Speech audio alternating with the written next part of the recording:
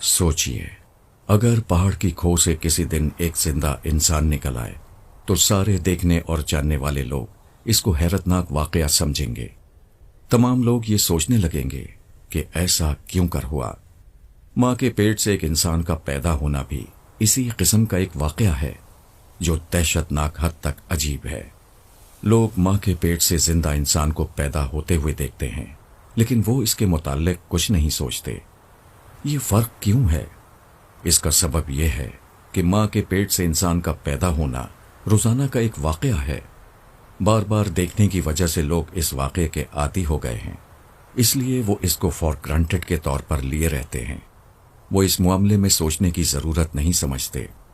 लोग अगर इस मामले पर संजीदगी के साथ सोचें तो वो इंसान की पैदाइश के वाकये में खालिक के वजूद को दरियाफ्त कर लें। जब वो देखें कि एक जिंदा और बाशऊर इंसान पैदा होकर जमीन पर चल फिर रहा है, वो देखता है, सुनता है और बोलता है, तो उनको महसूस हो कि हर इंसान खालिक के वजूद का एक चलता फिरता निशान है। हर इंसान लोगों को अपने खालिक का एक जिंदा तारुफ मालूम होने लगे। इसी तरह इंसान जब पैदा होकर मौजूदा जमीन पर आता है तो वो पाता है कि यहाँ उसके लिए एक पूरा लाइफ सपोर्ट सिस्टम मौजूद है। ये लाइफ सपोर्ट सिस्टम इतना मुकम्मल है कि कोई कीमत दिए बगैर वो इंसान की हर छोटी और बड़ी जरूरत को निहायत आला सूरत में पूरा कर रहा है। जमीन से लेकर सूरज तक पूरी दुनिया इस्तिस्नाई तौर पर इंसान की खिदमत में लगी हुई है। उसके बाद वो दिन आता है जबकि इंसान अचानक मर जाता है। इंसान अपने मिजाज के एतबार से अबदी जिंदगी चाहता है, लेकिन 100 साल के अंदर ही ये वाकया पेश आता है कि हर औरत और मर्द अपनी मर्जी के खिलाफ इस दुनिया को हमेशा के लिए छोड़कर चला जाता है। जमीन पर पैदा होने वाला हर इंसान 2 चीजों का तजुर्बा करता है। पहले जिंदगी का तजुर्बा और उसके बाद मौत का तजुर्बा। अगर इंसान संजीदगी के साथ इन वाकयात पर सोचे तो वो यकीनी तौर पर एक बहुत बड़ी हकीकत को दरियाफ्त करेगा। वो ये कि इंसान को पैदा करके इस जमीन पर आबाद करना बतौर इनाम नहीं है, बल्कि वो बतौर इम्तहान है।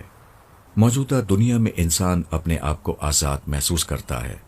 ये आज़ादी इसलिए है ताकि ये मालूम किया जाए कि कौन शख्स अपनी आज़ादी का सही इस्तेमाल करता है और कौन शख्स अपनी आज़ादी का गलत इस्तेमाल करता है। कौन शख्स बाउसूल जिंदगी गुजारता है और कौन शख्स बेउसूल जिंदगी का तरीका इख्तियार करता है। आदमी अगर संजीदगी के साथ गौर करे तो वो इस हकीकत को पालेगा कि मौत दरअसल खालिक के सामने हाजिरी का दिन है। इंसान अपनी हकीकत के एतबार से एक अबदी मखलूक है, लेकिन उसकी मुद्दत हयात को 2 हिस्सों में बांट दिया गया है। मौत से कबल की मुद्दत हयात और मौत के बाद की मुद्दत हयात। मौत से पहले की मुद्दत हयात इम्तहान के लिए है और मौत के बाद की मुद्दत हयात उसके साबिका रिकॉर्ड के मुताबिक इनाम या सजा पाने के लिए। इंसान आज अपने आप को इस दुनिया में एक जिंदा और बाशऊर वजूद की सूरत में पाता है।